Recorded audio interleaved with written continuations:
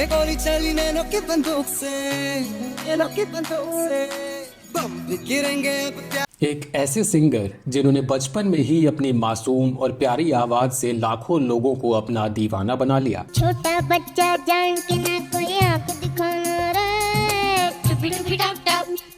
कच्ची उम्र में ही दूरदर्शन पर चित्रहार शो की होस्टिंग हो, परदेश और जब प्यार किसी से होता है जैसी फिल्मों में एक्टिंग या सुपरहिट गानों की सिंगिंग, इन्होंने खुद को एक टैलेंटेड स्टार किड के रूप में पेश किया।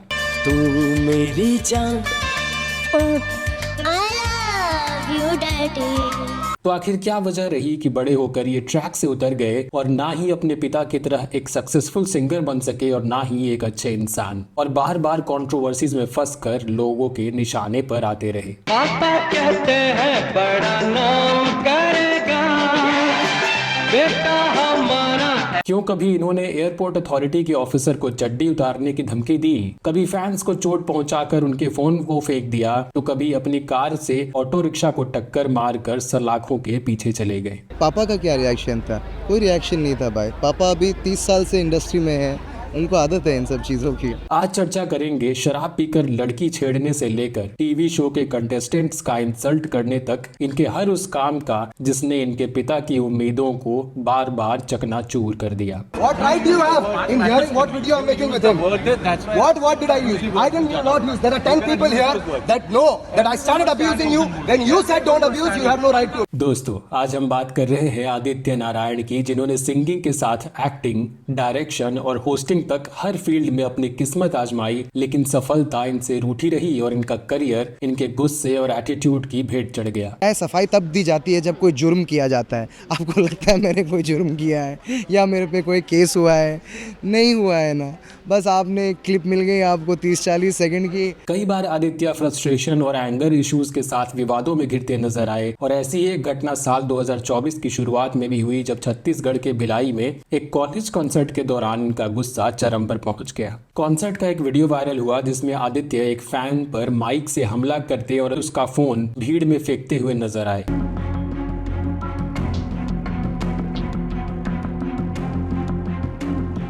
सोशल मीडिया पर यह वीडियो जंगल की आग की तरह फैल गया और लोगों ने आदित्य को जमकर ट्रोल करना शुरू कर दिया। जब मामला बिगड़ा तो इनकी टीम ने इसे कवर अप करने की कोशिश की और शो ऑर्गेनाइजर्स ने सफाई देते हुए कहा, जब आदित्य परफॉर्म कर रहे थे तो कुछ लोग इनका पैर खींच रहे थे, जब ये बार बार हुआ तो इन्होंने गुस्से में रिएक्ट कर दिया। एक शख्स बार बार आदित्य को परेशान कर रहा था और अपने फोन से इनके पैरों पर हिट कर रहा था। इसी वजह से गुस्से में इन्होंने उसका फोन फेंक दिया। लेकिन क्या वाकई सब कुछ वैसा ही था जैसे इनकी पीआर टीम ने बताया? क्योंकि ऐसे सैकड़ों तरीके थे जिनसे आदित्य इस सिचुएशन को हैंडल कर सकते थे। ये सिक्योरिटी बुला सकते थे, फैन को वार्न कर सकते थे या शो ऑर्गेनाइजर से उसे हटाने के लिए अपील कर सकते थे, लेकिन आदित्य ने इनमें से कुछ भी नहीं किया। इन्होंने गुस्से में आकर माइक से हमला कर दिया, फोन छीना और भीड़ में फेंक दिया। सोच कर देखिए, अगर उस लड़के को चोट लग जाती या पुलिस कंप्लेंट कर देता तो क्या होता। ये वही फैंस हैं जो किसी भी आर्टिस्ट को स्टार बनाते हैं, लेकिन जब वही स्टार अपने फैंस के साथ बदसलूकी करता है तो लाखों दिल टूट जाते हैं। और दुख की बात यह है कि इस घटना के बाद आदित्य ने ना माफी मांगी और ना ही कोई रिग्रेट का सिग्नल दिया। आपको बता दें कि उस लड़के का नाम लोकेश चंद्रवंशी था, जो भिलाई के रुंगटा कॉलेज में बीएससी 3rd ईयर का स्टूडेंट था। लोकेश आदित्य का बहुत बड़ा फैन था और इनके कॉन्सर्ट में दोस्तों के साथ आया था, लेकिन इस घटना के बाद उसका क्या कहना है वो भी सुनिए। मैंने उन्हें कभी नहीं छुआ, ना उनके पैर पर टैप किया। आप वीडियो में देख सकते हैं। मैं अपने साथ हुए मिसबिहेव को लेकर पुलिस कंप्लेंट नहीं कर रहा क्योंकि मैं डरा हुआ हूँ। सोशल मीडिया पर कुछ यूजर्स ने यह भी कहा कि अगर किसी परफॉर्मर से फैंस को दूरी बनाकर परफॉर्म करना है तो पहले से ही स्टेज का सेटअप वैसा किया जा सकता है। लेकिन आदित्य का स्टेज न सिर्फ छोटा था बल्कि काफी मेसी भी था। इसके बावजूद इन्होंने ऑर्गेनाइजर से बात करने की बजाय वो सारा गुस्सा फैन पर ही निकाल दिया। अब सवाल उठता है कि क्या आदित्य ने उस लड़के की सेल्फ रिस्पेक्ट के बारे में सोचा और उस साधारण से लड़के के लिए नया फोन खरीदना कितना मुश्किल होगा। लेकिन ये पहली बार नहीं था। आदित्य का गुस्सा और एटीट्यूड पहले भी कई बार विवादों में आ चुके हैं। 2017 में रायपुर एयरपोर्ट पर एक घटना हुई जब आदित्य ने इंडिगो स्टाफ से बदतमीजी की थी। What did I use? I did not use. There are 10 people here that know that I started abusing you. When you said don't abuse, you have no right to abuse. इस बार मामला extra luggage का था। Staff ने बताया कि आदित्य को 13,000 रुपए charge देना होगा क्योंकि इनके पास 40 किलो का वजन एक्स्ट्रा था। लेकिन पैसे देने की बजाय आदित्य चिल्लाने लगे और स्टाफ को धमकी देने लगे। I'll see you in Bombay. देखो भाई, कभी ना कभी तो पहुंचूंगे ना मैं वहाँ पर, फिर देख लेंगे। फिर देख लेंगे। तेरी चड्डी नहीं उतारी ना मैंने तो मेरा नाम आदित्य नारायण नहीं। एक तरफ वो स्टाफ इन्हें पूरे डिस्कशन में सर कहकर बात कर रहा था और वहीं आदित्य उसे ऐसे ट्रीट कर रहे थे जैसे वो इनका गुलाम हो। तो क्या आदित्य का ये रवैया इनकी सफलता पर असर डालता है? क्या ऐसे बर्ताव के बाद भी ऑडियंस इन्हें पसंद करेगी? शायद नहीं। खैर, इनकी टीम और लोगों ने जैसे तैसे इन्हें समझाकर प्लेन में बिठाया और बात खत्म करने की कोशिश की, लेकिन तब तक ये इंसिडेंट रिकॉर्ड होकर इंटरनेट पर शेयर होना शुरू हो चुका था। इस घटना पर भी आदित्य की खूब किरकिरी हुई और सोशल मीडिया यूजर्स ने इन्हें जमकर ट्रोल किया। वही इस घटना के बाद जब मीडिया ने आदित्य से सवाल पूछे तो देखिए इनका क्या कहना था।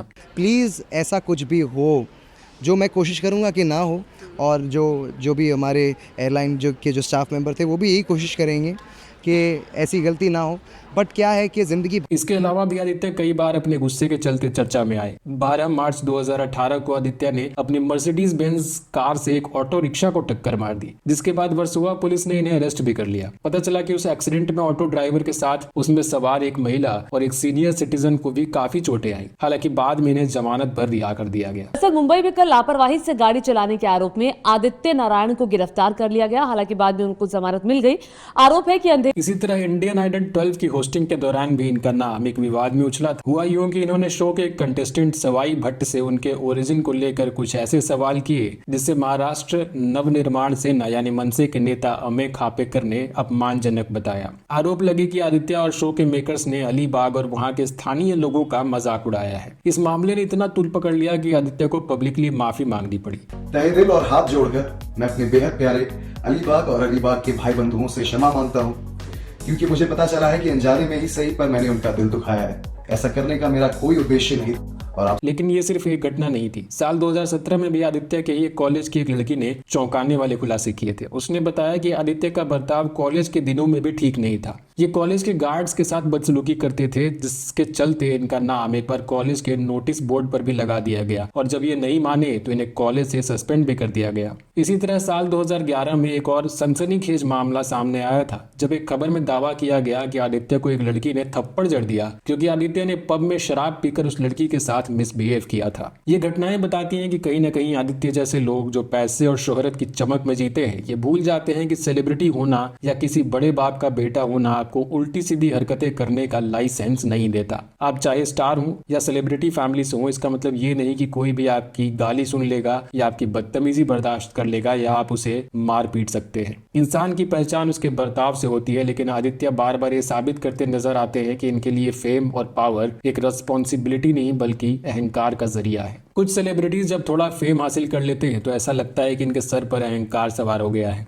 उन्हें लगने लगता है कि वो कुछ भी करे फैंस कुछ नहीं कर पाएंगे। धीरे धीरे वो अपने फैंस को अहमियत देना बंद कर देते हैं और यहाँ तक कि उनकी मौजूदगी इन्हें इरिटेट करने लगती है और यही उनके पतन का कारण बनता है। अब ये भी सच है कि हमेशा गलती सेलिब्रिटीज की ही नहीं होती। कई बार मीडिया पर्सन या फैंस का बर्ताव भी परेशान करने वाला होता है। ऐसी सिचुएशन में अगर कोई सेलिब्रिटी गुस्सा दिखाए तो बहुत हद तक समझा भी जा सकता है, लेकिन कुछ सेलिब्रिटी ऐसे होते हैं जो बार बार बिना मतलब के रूड बिहेवियर दिखाते हैं। उनकी बदतमीजी हर बार पब्लिक के सामने आती है, जिससे उनके बारे में एक नेगेटिव छवि बनती जाती है। सबसे बड़ी विडंबना यह है कि ऐसे सेलिब्रिटीज को इंटरनेट पर ट्रोल किया जाता है या हेट मिलता है तो वो खुद को विक्टिम के तौर पर पेश करने लगते हैं। वो कहते हैं कि गलती तो सामने वाले की थी क्योंकि वो इन्हें प्रोवोक कर रहे थे, इसलिए इनका गुस्सा जायज था। लेकिन क्या बार बार ये प्रोवोक्ड होने का बहाना सच में आप सही ठहरा सकते हैं? खैर, आदित्य नारायण की लाइफ के पॉजिटिव एस्पेक्ट्स पर गौर करें तो 6 अगस्त 1987 को वाराणसी में जन्मे आदित्य के पिता फेमस सिंगर उदित नारायण थे और इनकी मां दीपा थी। इसके अलावा इनके दादा हरि कृष्ण झा और दादी भुवनेश्वरी झा भी अपने जमाने में संगीत से जुड़े थे।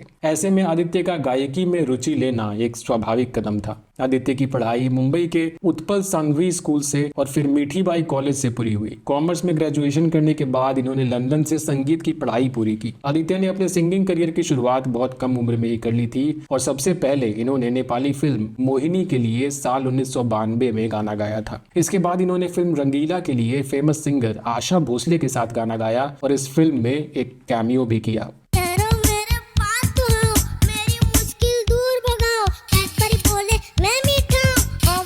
हालांकि फिल्मों में ब्रेक पाने से पहले ही आदित्य ने 4 साल की उम्र में कल्याण जी का म्यूजिक शो किया था, जहां इन्होंने स्टेज पर परफॉर्मेंस देना भी शुरू कर दिया था।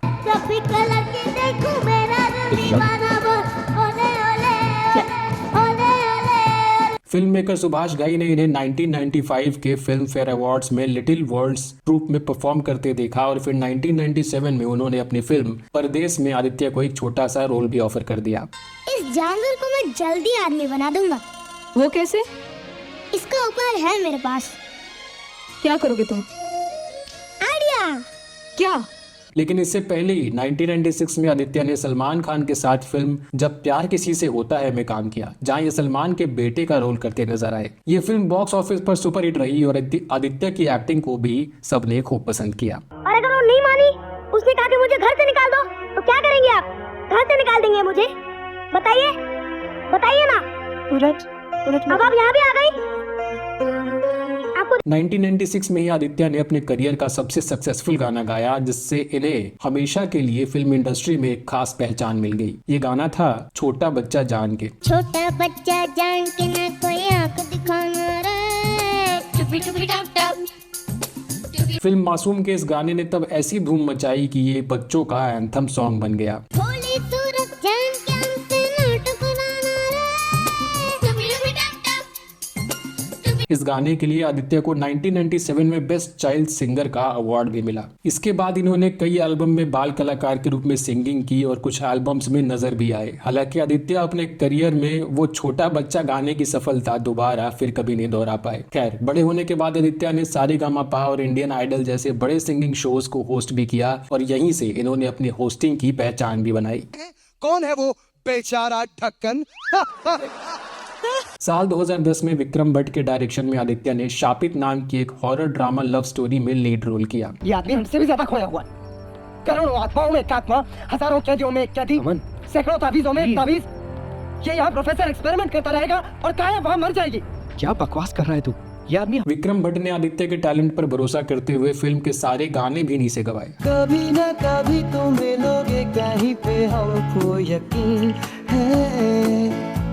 हालांकि ये फिल्म बुरी तरह से फ्लॉप हो गई और इसके बाद आदित्य को कोई दूसरी बड़ी फिल्म नहीं मिल सकी। बस वो मूवी का एक्सपीरियंस ज्यादा अच्छा नहीं रहा शायद। नहीं, बहुत अच्छा एक्सपीरियंस था यार। अब नहीं चलती तो नहीं चलती भाई, जिंदगी में हर चीज चलने लगी तो फिर आप कभी कभी लगता है पुनेश भगवान है। साल 2014 में आदित्य ने दी ए टीम नाम का एक बैंड बनाया, लेकिन वो भी ज्यादा सक्सेसफुल नहीं हो सका। इसके बाद इन्होंने एक्स फैक्टर शो में भी भाग लिया। यार मुझे पूरा भरोसा है कि आप और अच्छा परफॉर्म करेंगी। वैसे तो आप हैं पॉपुलर, सिस्टर्स और सब जगह आपके चर्चे हैं। लेकिन साल 2014 में ही आदित्य ने संजय लीला भंसाली की फिल्म रामलीला में असिस्टेंट डायरेक्टर के रूप में काम करने की कोशिश की, लेकिन ये इंटरेस्ट भी ज्यादा आगे नहीं बढ़ सका। हाँ, उस फिल्म में इन्हें एक हिट गाना गाने का जरूर मौका मिला। हम चिकी चाल देखो, आँखों की मचाल देखो। फिल्म डायरेक्शन से पीछे हटते हुए आदित्य फिर से टीवी होस्ट के रूप में काम करने लगे और इसके बाद इन्होंने जी टीवी के सिंगिंग रियलिटी शो सारेगामापा के कई सीजन होस्ट किए। अरे अन्नू जी, ये मोमेंट नहीं, ये मोह है। मोह के धागे। इस तरह 12 साल से भी ज्यादा समय तक आदित्य एक टीवी होस्ट के तौर पर काम करते रहे, लेकिन इसमें ज्यादा स्कोप नहीं था। भले ही आदित्य ने अपने करियर में कई तरह के काम किए, लेकिन इनमें से कोई भी काम इनके करियर को उस ऊंचाई तक नहीं ले जा सका जिसकी इन्हें जरूरत थी और आदित्य का करियर लगातार स्ट्रगल ही करता रहा। वैसे तो मैं सिंगर नहीं, पर तुझसे बेहतर गाऊंगा। अच्छा, वैसे तो मैं सिंगर नहीं, पर तुझसे बेहतर गाऊंगा। तेरी फिल्म के अगर पैसे मिले तो भी फिल्म देखने नहीं जाऊंगा। आदित्य नारायण की लव लाइफ और शादी की बात करें तो साल 2010 में अपनी फिल्म शापित के सेट पर ही इनकी मुलाकात श्वेता अग्रवाल से हुई, जिसके बाद दोनों रिलेशनशिप में आ गए और करीब 10 साल की डेटिंग के बाद साल 2020 में 1 दिसंबर को कोविड के दौरान ही कुछ करीबी लोगों की मौजूदगी में दोनों ने शादी रचा ली। साल 2022 में इस कपल के घर एक प्यारी सी बेटी आई जिसका नाम त्विषा नारायण रखा गया। आदित्य अब 37 साल के हो गए हैं और आज भी ये एक तरह से अपने पिता उदित नारायण के नाम से ही पहचाने जाते हैं या फिर अपनी कंट्रोवर्सीज के लिए समय समय पर लाइमलाइट में आते रहते हैं। तो दोस्तों, आपको क्या लगता है, क्या आदित्य नारायण के इस स्ट्रगलिंग करियर के पीछे इनका घमंड और मिसबिहेव है या फिर इनसे इनके पिता जैसी एक्सपेक्टेशन ने इन पर प्रेशर डालकर एक अंडर अचीवर बना दिया? अपना जवाब हमें कमेंट्स में जरूर बताएं। बॉलीवुड की किसी बेबाक स्टोरी के साथ अगले वीडियो में आपसे फिर होगी मुलाकात। तब तक के लिए नमस्कार।